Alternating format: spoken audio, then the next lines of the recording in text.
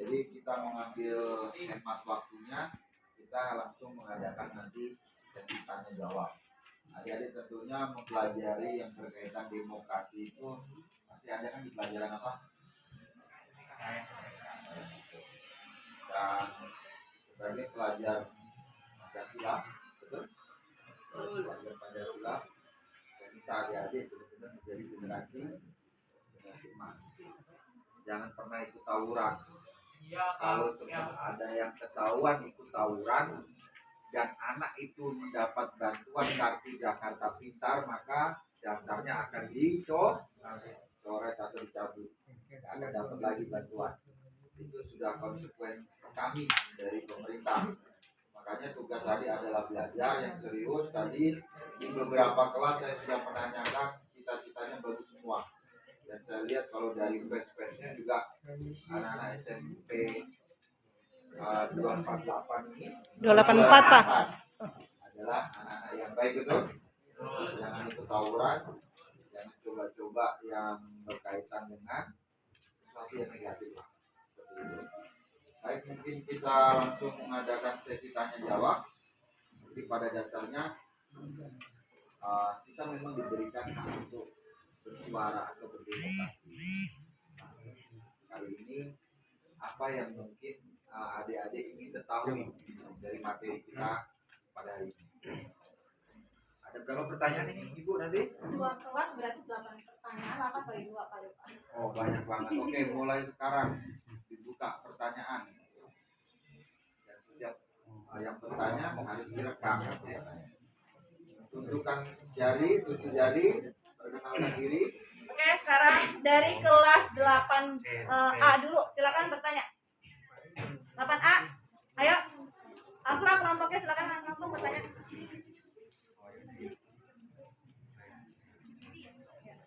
Jangan lupa direkam ya. Nih, yang bertanya untuk kelas 8A dulu. Temennya yang satu kelompok dengan teman yang bertanya, perwakilan satu orang merekam, wajib merekam. Ya, disimpan. Ya, silakan. Perkenalkan, nama saya Isawati dari kelompok 7181. Permasalahan apa saja yang sering terjadi di Kelurahan Pulau Gebang? Baik, terima kasih. Langsung saya jawab ya, Dek. Permasalahan itu banyak sekali.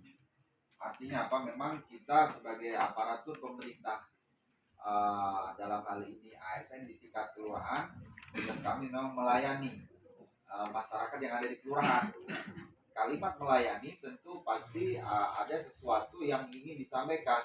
Permasalahannya ada nggak Pak? Ada. Misalkan di dalam kita melaksanakan kegiatan penyaluran bantuan, misalkan ya, kami harus perlu mendapatkan data kan, data masyarakat yang berhak atau memenuhi kriteria yang akan mendapatkan bantuan.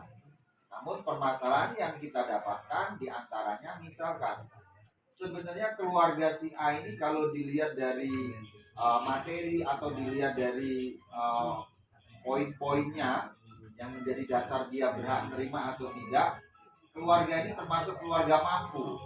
Tapi fakta yang ada, mereka pun ikut mendaftar. Itu permasalahannya. Jadi harusnya masyarakat yang memang bisa mengkondisikan dirinya adalah keluarga yang mampu, ya jangan ikut daftar. Seperti itu. Permasalahan-permasalahan lain, misalkan kalau di segi pemerintahan biasanya ada permasalahan soal tanah kayak gitu. Namun kebetulan saya sebagai kepala seksi kesejahteraan rakyat, saya akan lebih bisa menjelaskan yang berkaitan dengan tugas pokok dan fungsi saya. Satu contoh seperti yang saya sampaikan tadi, bahwasanya ketika kami melakukan pendataan, warga itu ya semuanya ikut gitu. Begitu dicek, keluarganya mampu, bapaknya mampu, punya mobil, punya ini, tapi anaknya didaftarin supaya dapat bantuan. Seperti itu. Oke, lanjut. Pertanyaan selanjutnya. Ada lagi? Misi apa yang Bapak terapkan dalam menjalankan pemerintahan di Kelurahan Pulau Gebang? Ya, kalau mengambil dari seksi yang saya laksanakan, jadi Jadi visi misinya kami dalam hal ini Kepala Seksi Kesejahteraan Rakyat yang berkaitan dengan kesejahteraan, di mana kami harus melaksanakan program atau bantuan yang telah digulirkan oleh pemerintah daerah maupun pemerintah pusat yang berkaitan dengan kesejahteraan tadi, misalkan bantuan KJP, kartu lansia, bantuan sembako pada saat COVID dan lain-lain. Seperti itu. Terus menyangkut bagaimana kesehatan balita. Nah, itu visi misi kami yang ketika saya breakdown di bawah kasih Kesra. Kelompok lain ada yang mau bertanya?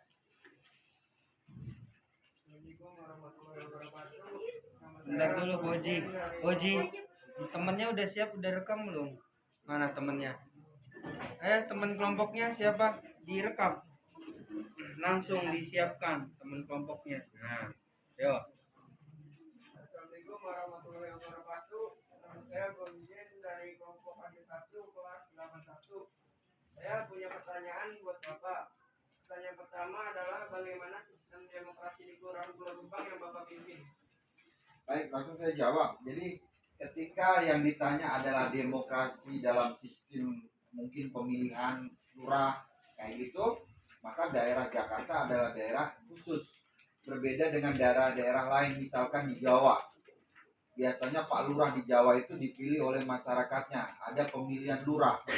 Nah, kalau di Jakarta, lurah di Jakarta itu adalah seseorang yang ditunjuk oleh Bapak Gubernur, ditunjuk langsung. Lurah, wali kota, itu Jakarta ditunjuk langsung. Tapi berbeda di daerah lain. Lurah, wali kota itu ada semacam proses pemilihan. Jadi dalam hal ini ketika bicara demokrasi dalam hal sistem pemerintahan pemilihannya, kita ditunjuk langsung. Nah, dalam kaitannya dengan demokrasi dalam hal pelayanan, artinya gini, demokrasi kan kita kepemimpinan keikutsertaan rakyat. Masyarakat boleh mengusulkan apapun ke kelurahan, nanti kita akan tindak lanjuti, seperti itu. Ada lagi yang mau ditanyakan? Pertanyaan selanjutnya, apa yang Bapak lakukan apabila terjadi perbedaan pendapat dalam penyelenggaraan demokrasi? Perbedaan prinsip atau perbedaan yang ada, kita bisa maknai adalah sebuah kewajaran. Namun dari perbedaan itu kita bisa mengambil titik temu dalam satu kesempatan, misalkan begini. Bisa nggak keberagaman atau perbedaan itu justru membawa persatuan? Seperti Bhinneka Tunggal Ika, kita berbeda suku, berbeda bahasa, berbeda agama. Nah, sikap kita terhadap kebinekaan itu, keberagaman itu seperti apa?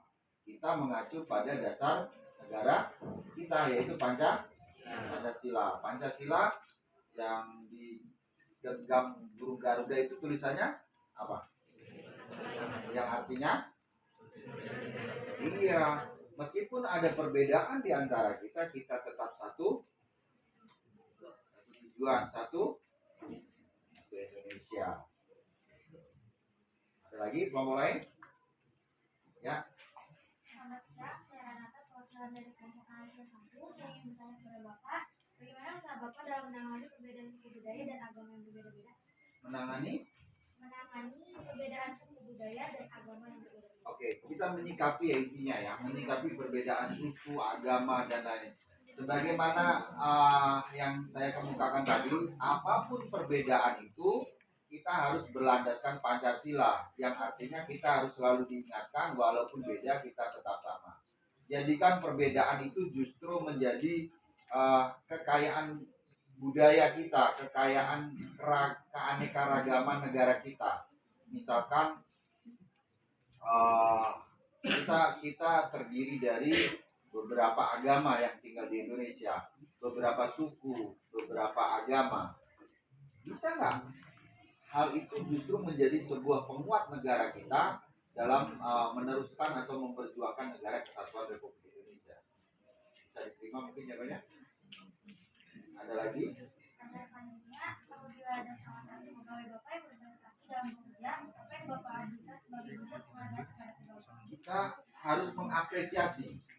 karena apresiasi itu adalah sikap kita di dalam menghormati seseorang itu telah melaksanakan pekerjaannya dengan baik. Misalkan kalau adik-adik ini sekolahnya rajin, tidak pernah bolos, mengerjakan PR, dan ketika mengikuti proses pembelajaran juga tertib, maka apresiasi yang diberikan oleh sekolah adalah dalam bentuk nilai itu.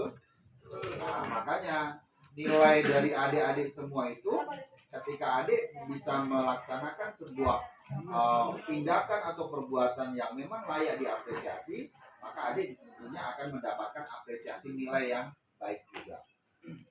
Pertanyaan selanjutnya.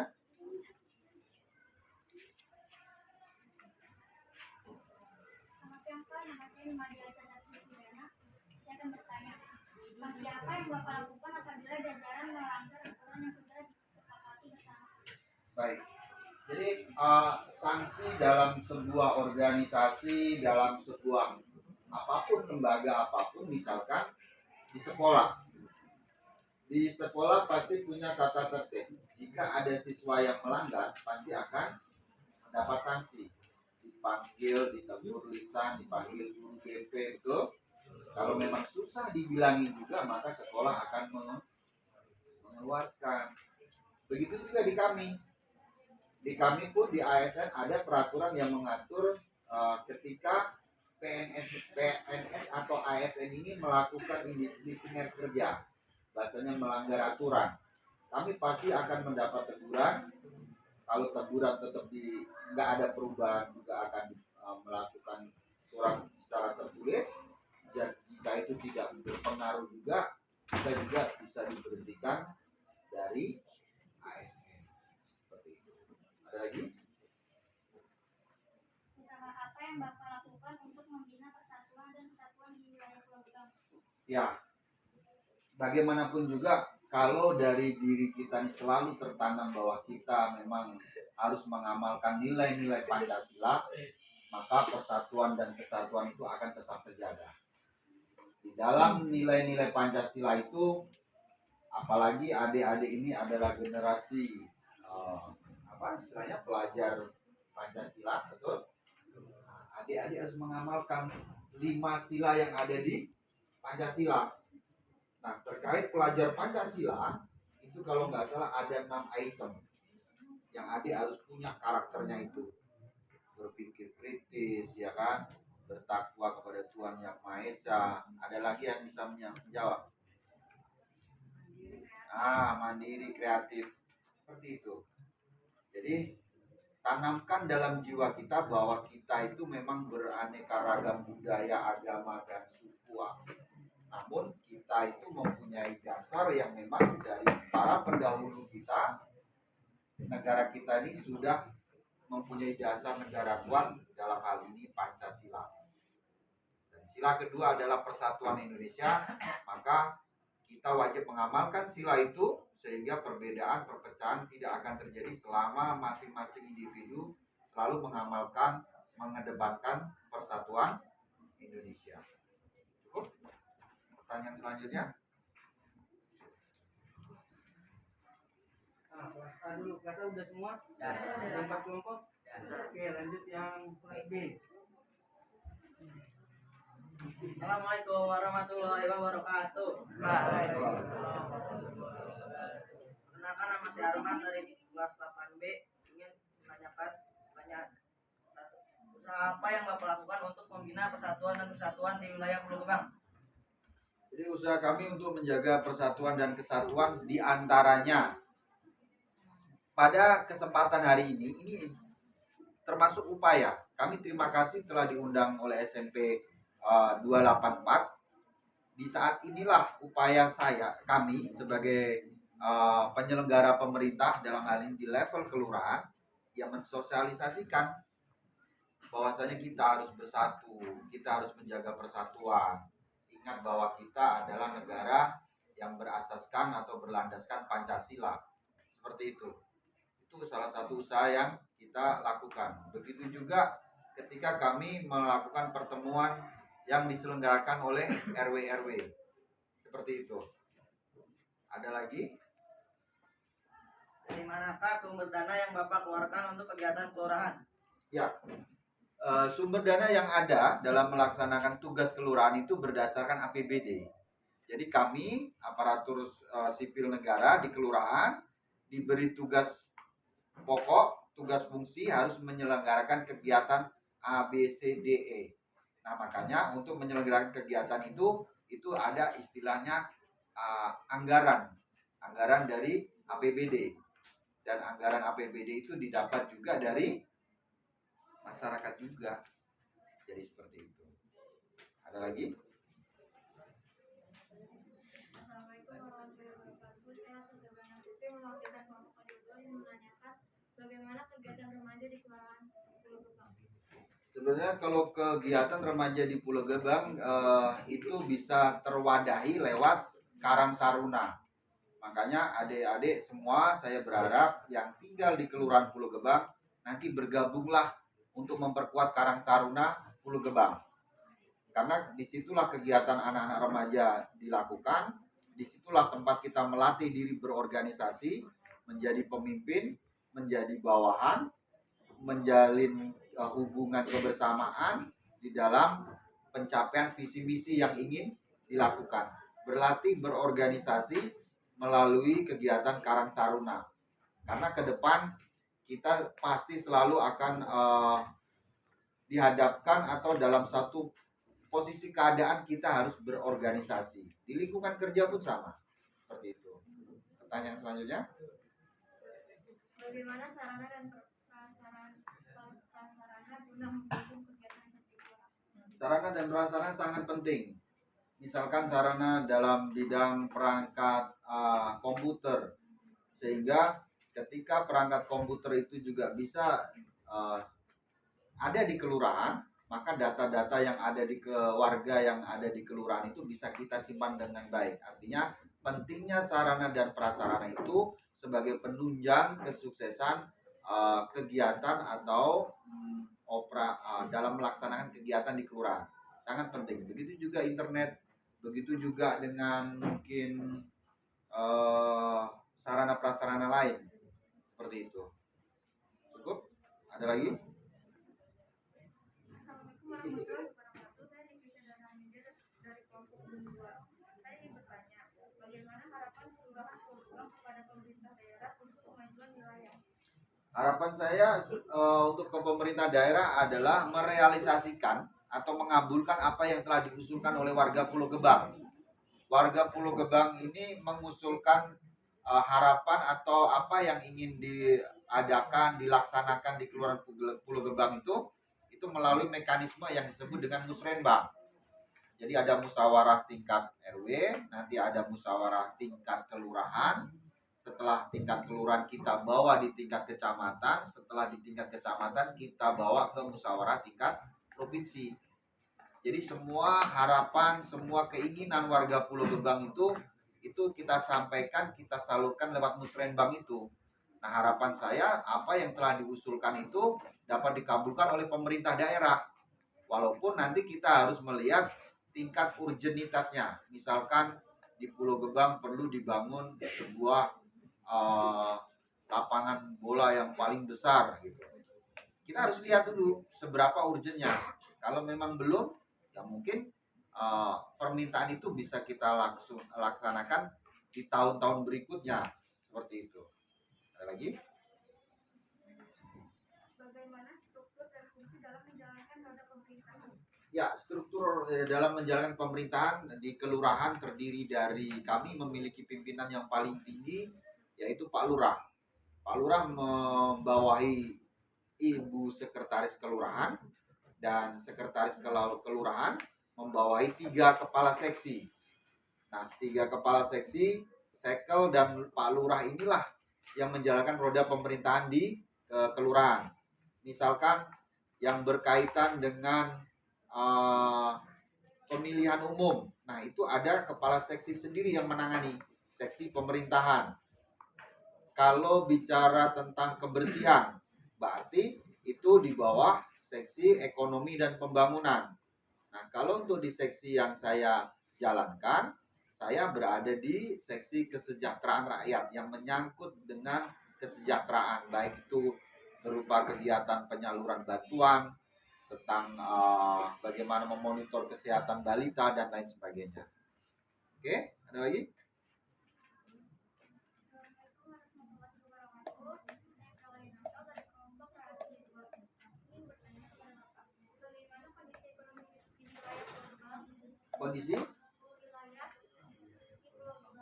Kondisi wilayah dalam segi apa yang harus dipandang ini? Kondisi apa itu? Jadi secara keseluruhan. Kondisi apa yang kamu tanya? Oh, ekonomi. Baik, jadi Kelurahan Pulau Gebang ini termasuk kelurahan terbesar setelah Penggilingan kalau nggak salah. Saya begitu tugas di sini, ya sedikit kaget ya. RT-nya RW-nya itu ada 17, RT-nya ada 201. Jadi sangat luas banget. Nah, terkait kondisi ekonomi di Pulau Gebang ini kalau kita ambil rata-rata mayoritas kan masih dalam tahap ekonomi menengah ke bawah. Artinya Pulau Gebang ini belum seperti wilayah lain, misalkan di kelurahan di daerah Jakarta Timur itu, misalkan di Rawamangun. Artinya apa? Kondisi ekonomi di Pulau Gebang ini masih dalam kategori menengah ke bawah, seperti itu. Namun untuk data realnya mungkin dikasih Ekbang mungkin ya, yang membawai perekonomian dan pembangunan yang bisa memetakan, seperti itu. Ada lagi?